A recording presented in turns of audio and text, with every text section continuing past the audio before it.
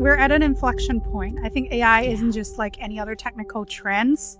It really is a work revolution. In 2 years, there's going to be 1 billion AI agents.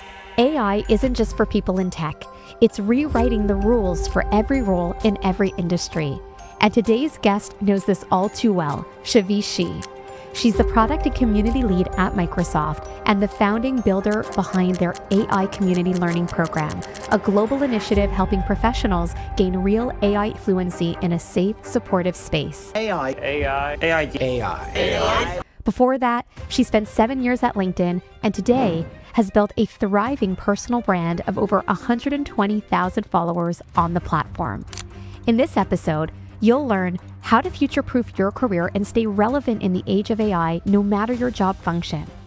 Practical ways to start building AI fluency even with a full-time role. The exact steps that Shyvee used to build her personal brand online. I think it's that you will never feel ready. Or when you do, it will be too late. This is episode 17 of Tiffany's podcast. Hello and welcome back to the show. Today we have an amazing episode with a very special guest, Shyvee Shi.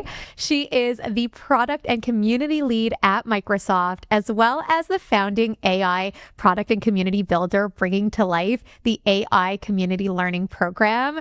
Shyvee's also worked at LinkedIn for over 7 years, and I think it would be fair to say that it's come full circle now, building a thriving community of her own on that exact platform. So Shyvee, thank you so much for being with us here today. I know we have a lot to talk through, so I can't wait to dive in.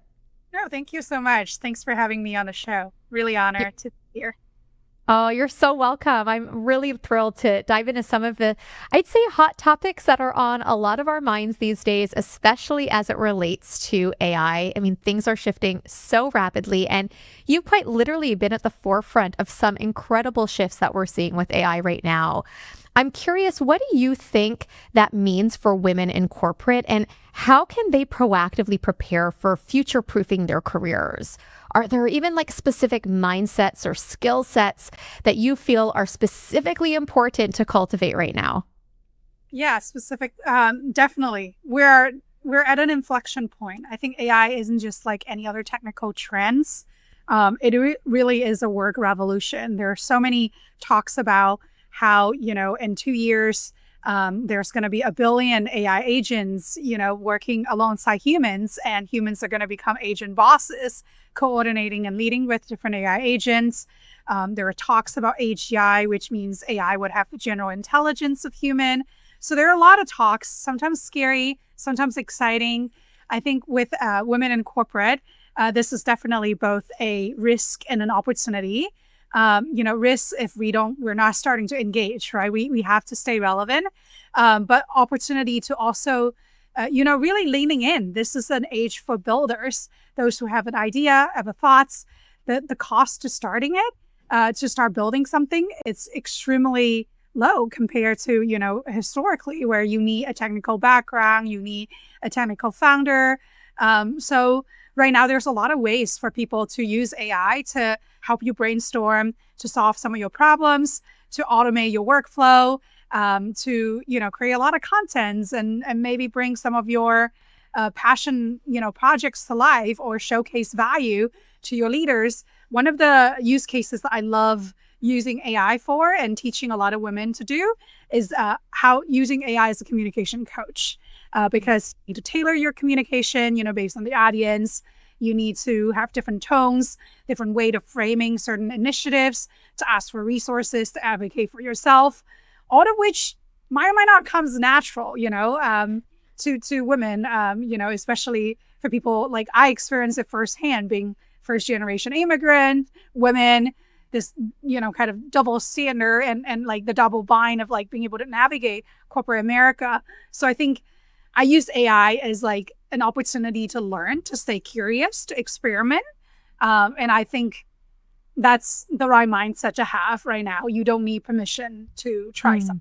to I explore. couldn't agree more, Shyvee. And I'm so happy that you mentioned the communication piece because that's like easily the number one skill to get you ahead faster in your career when done right. And these tools are incredible to almost use as that sounding board or to bounce off ideas or, like you said, to stay really grounded in what you want to deliver so you show up with a lot of confidence.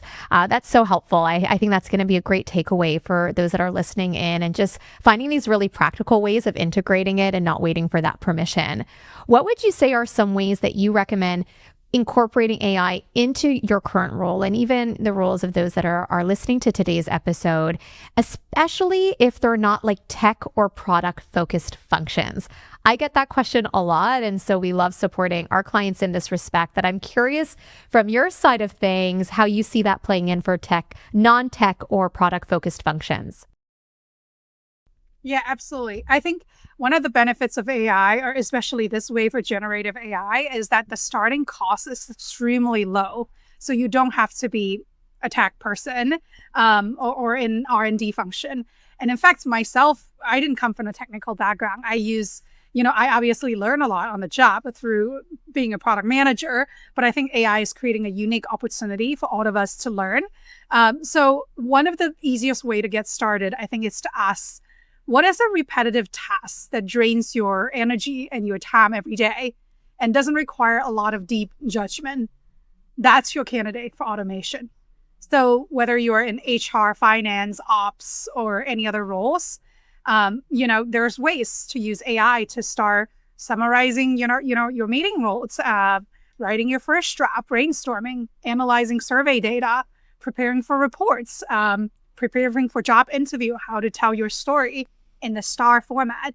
And so treat AI as your like scrappy intern.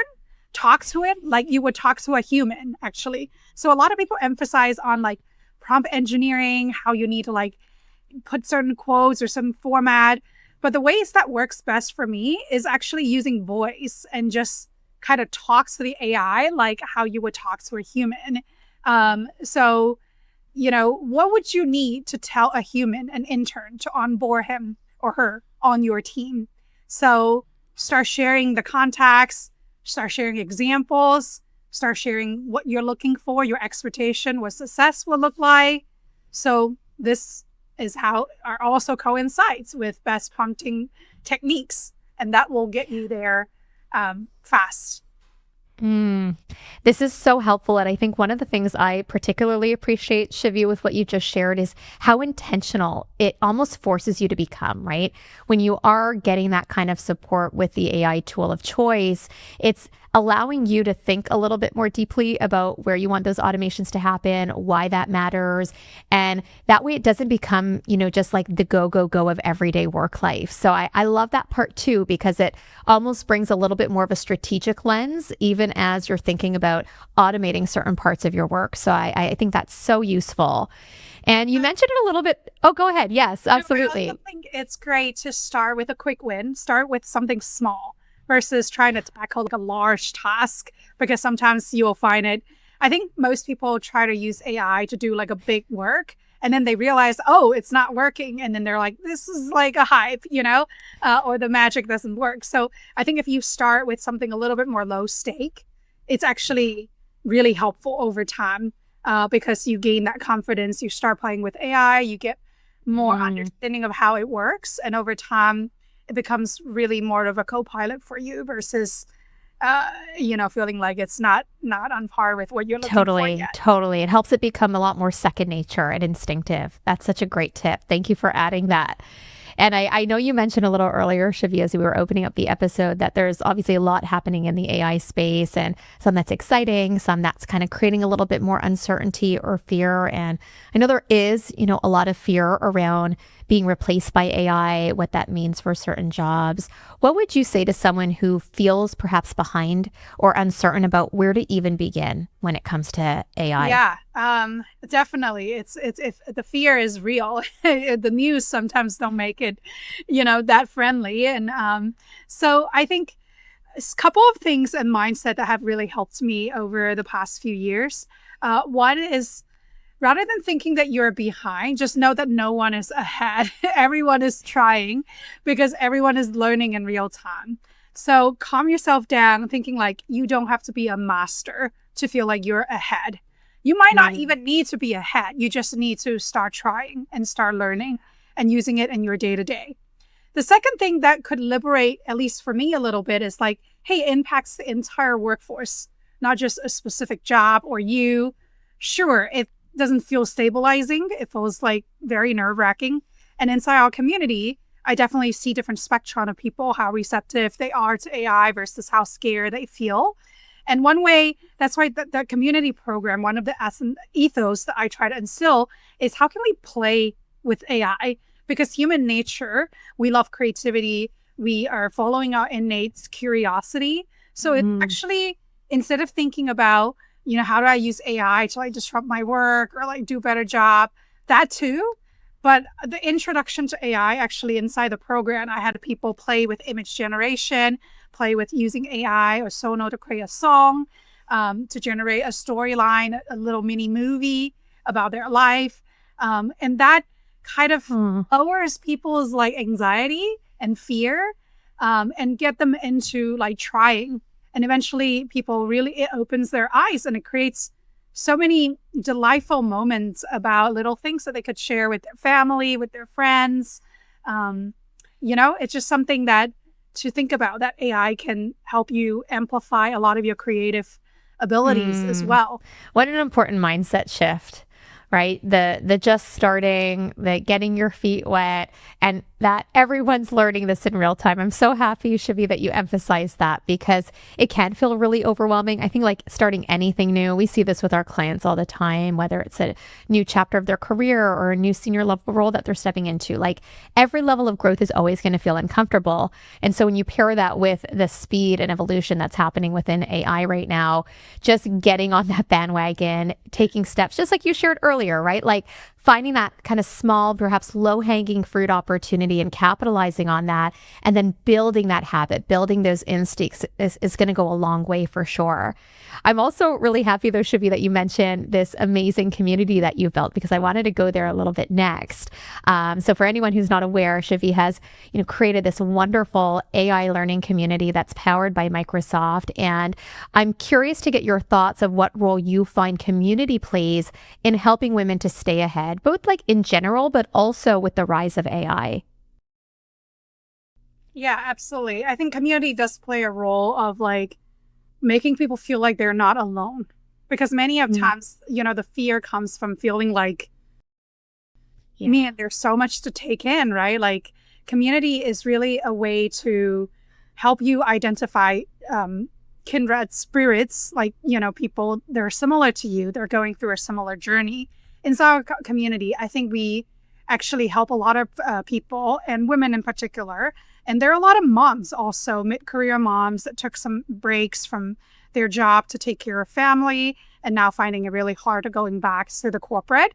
So having this community to help them to come together to explore AI without judgment through play and creativity, we really celebrate progress and help them, regain confidence. I think that's a really important part of going through community. So you don't have to do it alone. You find your tribe, find your people online, offline, making it feel safe to feel like you haven't got it all figured out. No one's getting it all figured out.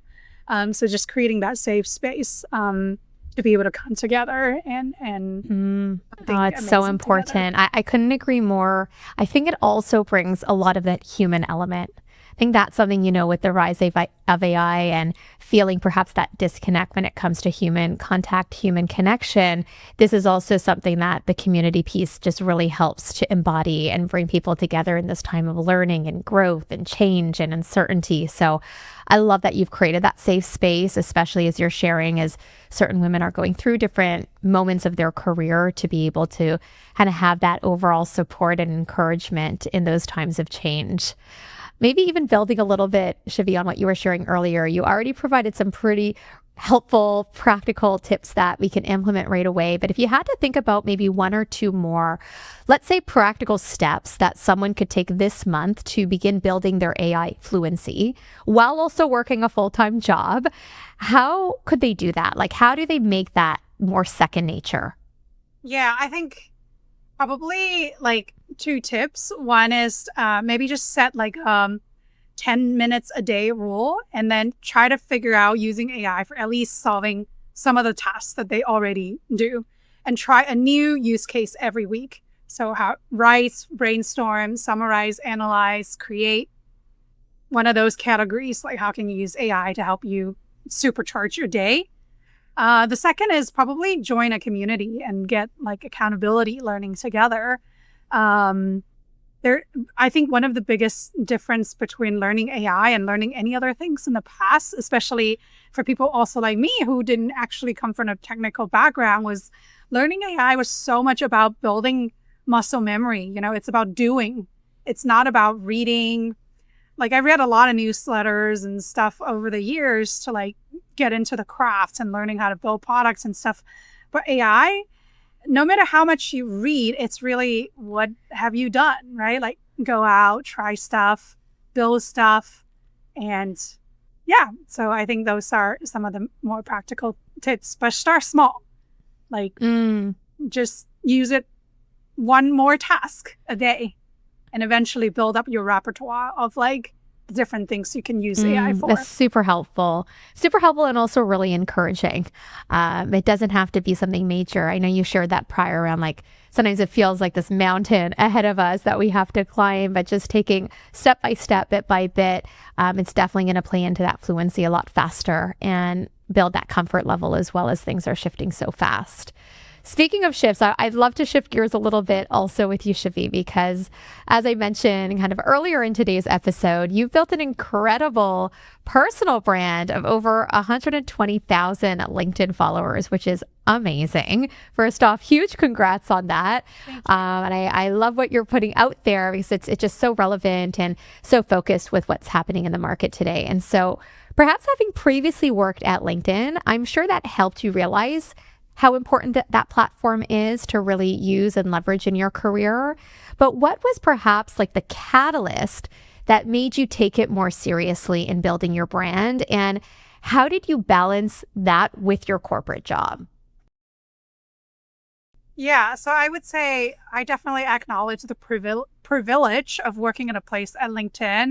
And then also when I first started, it was at the middle of COVID. I think there was a boom around a lot of people start creating content online. So I start following a lot of them, learning their methodology, the mindset. And then I was also at a juncture of my career where I pivoted from a more operational role into product. So I wanted to doc through the products. I wanted to share my journey as well. So it's a hibernation of like a combination of like, I know a lot of stuff that I can talk about in a very niche topic about how to pivot into product, as a mid-career operator. And I was on a platform that celebrate sharing. The company strategy at the time actually encouraged people to share online as knowledge creators. So I was dogfooding, and learning and just really enjoying that experiments. So I think I changed the narrative in my head of like posting on LinkedIn is very nerve-wracking because people are going to judge you, and your boss will see it and the team will see it, like who you think you are, that kind of stuff, like, all the narrative, negative narrative that's like screening in my head. So like, hey, this could be fun, let me just try it. So I actually started with a 30-day challenge to kind of overcome my fear of posting online. That month, I didn't post actually the PM topic I talk about. I just post anything that interests me to see if I can build that into a habit. Obviously, I think times have been very different now with a lot of AI helping you jumpstart content. So I think the process could be a little different. But my journey, I think, was starting small and just tinkering mindset of like, I'm going to experiment something. And a little, obviously, the right place, right time kind of help making it easier too. It's so wonderful hearing more about your journey with that, though, Shyvee, because I think that's actually probably one of the most common questions I get. And even the way that we're supporting our clients to build their brand on LinkedIn, it can often be that fear or hesitation of one, like, well, what do I even have to say that people want to hear? Two, that very easily dismissible, well, my story is nothing special. Like, what do I have to share that's really going to be worthwhile putting out in terms of content? And then to your other point, really the creating those habits of kind of instilling that sense of creating native content on the platform. So I love that you kind of gave yourself that 30-day challenge. I think that's a great strategy that people can use and implement. I also particularly appreciate that you started just with things that really interested you, right? Because one of the other concerns I hear often when it comes to building a brand, especially when you're working full time, is what is your company going to think? Or is this going to raise any flags? But when you're actually sharing content that interests you or resharing content from other people, like no one is going to fault you for that. Your company doesn't own your LinkedIn. This is your personal brand. This is your professional, I'd say digital business card and track record that you're building. So I really found the way that you went about it is not only so like organic and authentic, but also just really removed a lot of those nerves and guesswork out of the equation. Yeah, definitely. I think speaking of that, I got those questions a lot. Like, what about company policy doesn't want you to post on LinkedIn? I think it was a little bit more loose when I first started. Now with the market and all the situation, I think the the negotiation table has turned a little bit. Sometimes some employer and some hires are a little stricter. I think the way how I think about it over the years is that first, share your real journey, your reflection, share it inside your teams as well, and then share it outside. So then it reduces the tension of like, why are you only sharing outside, but what are you doing inside? And then I think sharing about what product you built or what project you work on and what what you learn without obviously any sensitive information. But if you are part of a team that builds certain product, share what you release, what your team release, what you work on. I think that creates a sense of pride and it reduces the tension or like any white paper in the similar industry or field, and then do it internally as well versus purely external. So then it a little bit more less of a friction or like this defensiveness from your boss of saying like, why are you posting on LinkedIn? Are you looking for a job? Right. Totally. I think there's some strategy around it. I do think that also depending on, there's brands that you can build internally and brands that you can build externally. Sometimes both can reinforce for each other. I think consistency is the key. Don't worry too much about, I think a lot of people worry about, well, what if people are going to look at it and judge me and say these things? I think most of the time people are not spending that much time looking at the content. Right? I was just going to say the same thing. Freshness biases to it, meaning like there's always new content coming in. So it's better you put yourself out there and learn because you will never learn. It's stuck in your head of like, what if I do this and what if I do that? You'll learn more. Once you put yourself out there and then iterate from there and see it. Absolutely. Like, one of the things that I think about to help me is two things. I think mindset shift. One was I'm not here to self-promote myself. I'm here to share what I learn or what I am learning.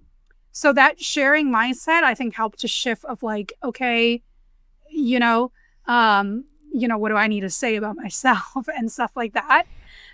Second is see it as an experiment. So I'm constantly reading, I'm constantly trying out new stuff on the feed to see if it resonates. If it not, it's a great way to like test different ideas. For a period of time, it becomes sort of my creative outlet of like, what I want to talk about, topics that I care. Yes. Something that I can talk a lot about for a long time. So That's so key. I love what you're sharing, and there's two things I want to kind of build on from what you are providing. The first is, when we do have that fear of people judging us or criticizing us. I remember when I first started doing content, Shyvee, almost 5 years ago, I totally faced those types of fears and nerves as well, as to like, what are people going to think? But you often realize that, the people who are thinking that, they just haven't necessarily had the courage yet to do it themselves. And so I kind of similar to you, coming from a sharing mindset, but also feeling like it's my duty to provide value to people that I know I can help.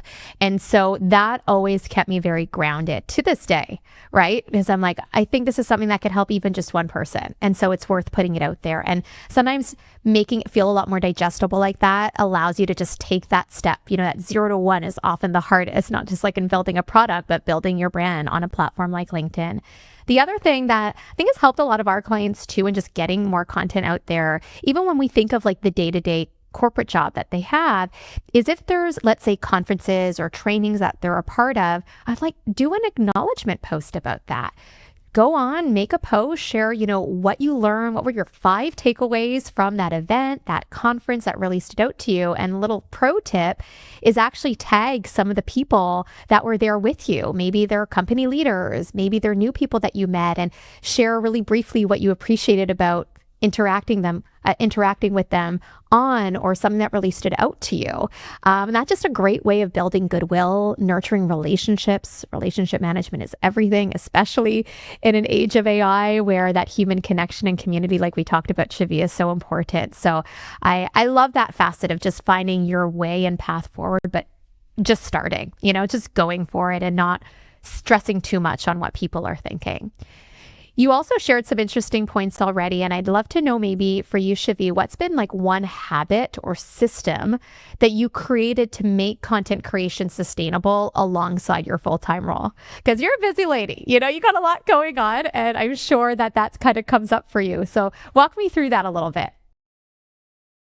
yeah, definitely. I think when I was right now, I slow down a lot, actually. But back then, when I was trying to keep up building the habits, I think first is I constantly consuming content so that I can create. So you need to have stuff to say to feel comfortable about, saying it. So every day I see it as inspiration. Every time I had a conversation or I had an encounter, an insight, a reflection, I drop a notes in my notepad and think about a way to talk about it, to share it. So it's kind of like a storytelling, if you will. And then the topic, habits I have is like just, I remember analogy I had at the time was like, assuming like you're cooking multiple dishes. So you always have like a slow burner running of different soup or ingredients that you're like playing with. So and I also have a calendar, and it's just a spreadsheet, to be honest, listing like different dates, what going to post. And then, so every time I have an idea, I just put it on a date. And then on the weekend, I spend about an hour and a half, 2 hours, just like quickly go through, okay, what am I going to say? And then like write the post. I think the system right now is going to look a lot different with AI to help people jumpstart their content sharing process. And then there's a lot more varieties now, like more people doing video content or people doing infographics and stuff like that. Those are next level creation. Definitely. Even speaking of the first content that you started doing, Shyvee, I know you've talked about just kind of speaking about what you were doing or like the products you were working on. Do you remember what like your very first content post was and like how that got started more specifically? Yeah, I think I started posting about actually an education platform that really inspired me. So then I just like talk about how much I enjoy, using that platform. And like at the time I was a learning PM. So it really ties with my job of like thinking about how people learn, how people upskill, talking about the mission. So I was agonizing it, like whether it's working or not, like would people care? But then I'm like, I'm sharing something that's worth sharing. So why Half not? the battle right there. And I'm happy you're sharing that because I think for a lot of people, a lot of women, where we tend to overthink or get in our head, it's like we just have to rip off that Band-Aid, right? Like we just have to do the thing that we're sometimes scared of or intimidated by. And I guess my philosophy that I always come back to is like, what's the worst that can happen? You post something, doesn't get that much engagement. You're no worse off. You've gotten your feet wet. If anything, you've learned maybe what you want to tweak or adjust for the next time. And you shared this earlier, but I totally agree. Like the power of experimentation, right? Even if you're thinking of doing something or you want to get a pulse, if this is something that would be interesting to people, like there's some great functions even on LinkedIn for those types of functionalities, whether they're pull feature or things of that nature, that are pretty low lift and can, again, get your feet wet and do more and more. And I think your story is so inspiring, Shyvee, because you clearly have come such a long way from where you started, but it's also showing that evolution as to from where you started to where you are now, how much things can change and adjust. And you're learning, you're evolving just as your content is. So I hope our viewers today are really taking this to heart and thinking about what could be those low-hanging fruits for you, right? What is that topic that you're really passionate about? What's something you've been like reading a lot about that you maybe want to share or share takeaways? Like it doesn't have to be anything really complicated. We just have to do the thing. More you also talk better, actually.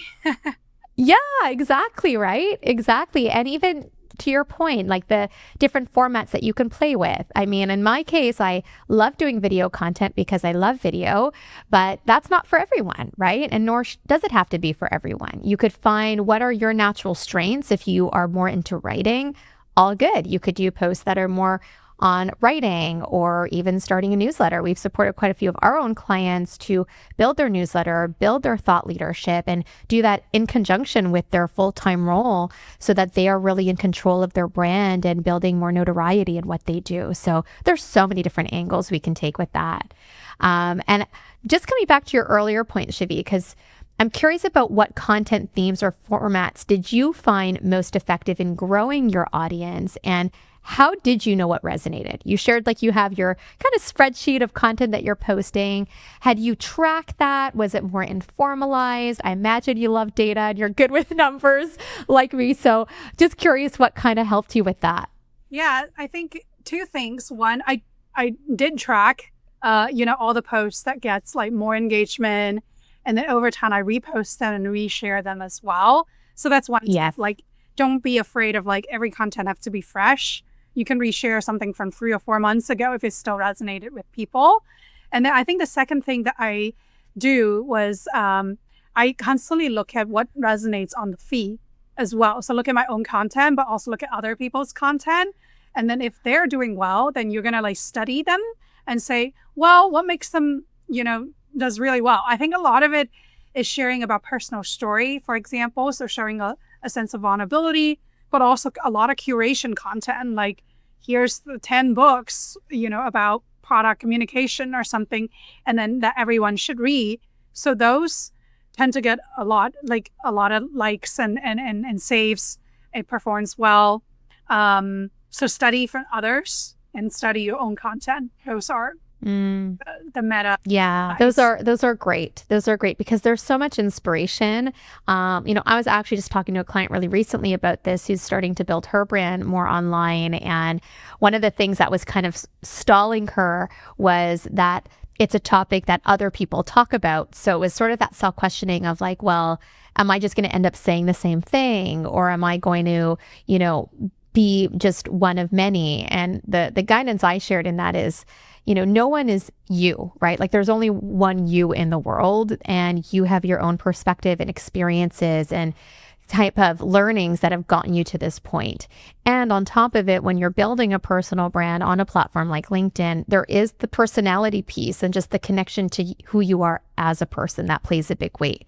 So you might hear or see someone say something similar to what you might want to say, but the way that you deliver it or the way that you package it together or the way that you tie that, to your point, Shyvee, like to your own personal story can just land so differently. So I really encourage our viewers to tap into that and use it as an advantage to think about, yes, getting inspiration from those around you, but also seeing what you can do from your own insights and learnings and experience that can really make it like distinctively your own. Any other thoughts on that, Shyvee? Yeah, your own story is always the ones that makes it different, right? So Yeah. I like that. I know that a lot of your content reference your own story too. I think Yeah. like a year or two ago when I first like saw your content, I was like, wow, I love hearing about your story and how you become, who you are today. Thank So you. Well, I think it brings a lot of that relatability too. I mean, a lot of what we do in our day-to-day content, or even in the way that we coach our clients, it's very practical. It's lived experience. It's things that I've been in the trenches. And I think speaking from that place of experience goes a long way, because people can see themselves in that, right? They can say, oh, that's something I'm going through, or that's something that I'm dealing with, or that's something I faced in the past. So that storytelling isn't just important in terms of messaging, but also really creating that connection and relatability and building trust, right? I think you've done that so well, Shyvee, and how you've really built your following with immense trust and credibility, right? Like I love seeing what you put out there, because every post I'm like, yeah, like this is so helpful. This is so valuable. I can see how that's just helping, so many that are in your community or discovering who you are. And I encourage our viewers to think about like what that can look like for you, because you might just be 1 post away, or 5 posts away, or 10 posts away from creating that same type of momentum. And so you're probably getting the theme of our episode today, but really just like taking action and doing the thing. Maybe as a quick follow-up question for you, Shyvee, how has building your brand influenced your career trajectory, or perhaps unlocked new opportunities within or beyond Microsoft? yeah, for sure. I mean, even at LinkedIn, I think I got like some stretch assignments from, the trust and the trajectory that I was able to build. And then getting the Microsoft role was actually from a connection built through LinkedIn. And then just a lot of other speaking invites, mentorship offering. So I think I was trying to build a portfolio career for myself in the future. So this putting myself out there really gives me a lot of opportunity to explore and experiment with different career modes. And I try to call it like, how can I play more into my zone of genius? There's that framework of a zone of competence where you can do the job, but you might not feel the fire or like the aliveness inside you to do something. And then that really matters to me, that I really enjoy. How can I just create more opportunities to do that? So I think a lot of what I did was anchor on like, I love helping others, inspiring others and be inspired. So what are some ways that, will allow me to do that? What a good mindset to have with that too. Right? Like you probably have seen for yourself, Shyvee, like just these unexpected opportunities that kind of come up, or the way that others are resonating with what you're doing, and kind of that pleasant surprise. And there's so much good that can come from doing this. So I'm so happy that you've been experiencing a lot of that and opening up more of that kind of diversified career path that is also founded a lot on your thought leadership. I want to go back real quick to one of the things you shared earlier around when you were starting out and building kind of that 30-day challenge for yourself. So perhaps for anyone listening to this who's starting from zero, who's been thinking about wanting to build their brand, wanting to get more out there and just haven't hit go on the gas yet, what would your 30-day action plan look like to help them build that visibility and influence online without taking over their life? I think that's the big caveat here, where they're working full time. They probably want to have a nice balance still. How would you propose building out that plan for 30 days? Yeah, I think, the first week could be just observe, like following creators that you admire, that you like their content. Observe like what resonate, like what you like about them. And then actually back then I did not have this, but now with AI, what I think I would do is to catalog each creator, what they do really well, as examples that you can then fit into your AI and say, now week 2, let's brainstorm together. Here are some of my expertise. Here's what I wanted to share about. Here's some of the mistakes I made, lessons learned. Here are some of the creator styles that I really enjoy. So how can you help me craft first draft, based on some of these styles that I've seen online for topics that I enjoy and from creators who inspire me. And then just start posting. Post once. Keep it simple. Share a lesson, a resource, a reflection. See what resonates. And then maybe instead of 30-day, like me posting 30-day, post maybe 4 posts. So how about 3 posts? 1 each week. And then engage, right? Also, can you comment on some other followers' post and see if you're create that connection with them? A lot of times I think people also follow like really big influencers. It's okay to follow a micro influencers too. People with like, let's say 10,000 following or whatnot, and then just start building the relationship and see, what comes out of it. I think done is better than perfect. And think about your learning in the public. That's the mindset to Yeah, have. this is so spot on. I'm really glad that you've shared it like that, and really with these actionable types of milestones you can work through over that 30-day time frame. You're just going to learn so much through that experience too, and see what you like, what you don't like, building more of those connections. I do really love the idea of engaging with others on a platform like LinkedIn too, because there's such a power of community right there. A lot of people who will resonate with where you're at are open to helping and supporting. So leaning into that just goes such a long way. Perhaps as we close things out together, Shyvee, and this is kind of more overarching question, so it doesn't have to necessarily be related specifically to LinkedIn or AI, but it could. I'm really curious to hear from you. What's one truth that you wish more women knew? I think it's that you will never feel ready. Or when you do, it will be too late. So you don't have to be ready to begin. I think clarity comes from taking actions, taking many steps, building momentums from it, not before it. So you're allowed to show up, as a work in progress. I think perfectionism really sometimes get into our way. And I said that, I still struggle with that every day too. So I get that. I think that's such a valuable takeaway though, Shyvee, and thank you for sharing that.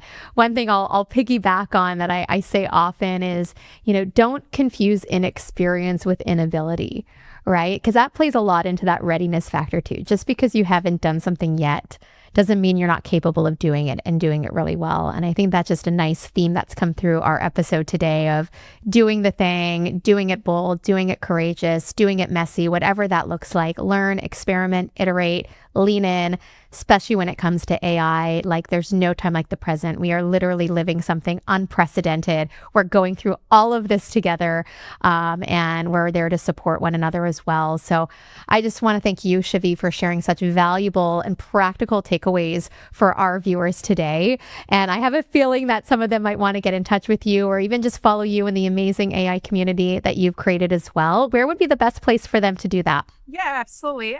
You can, obviously follow me on LinkedIn.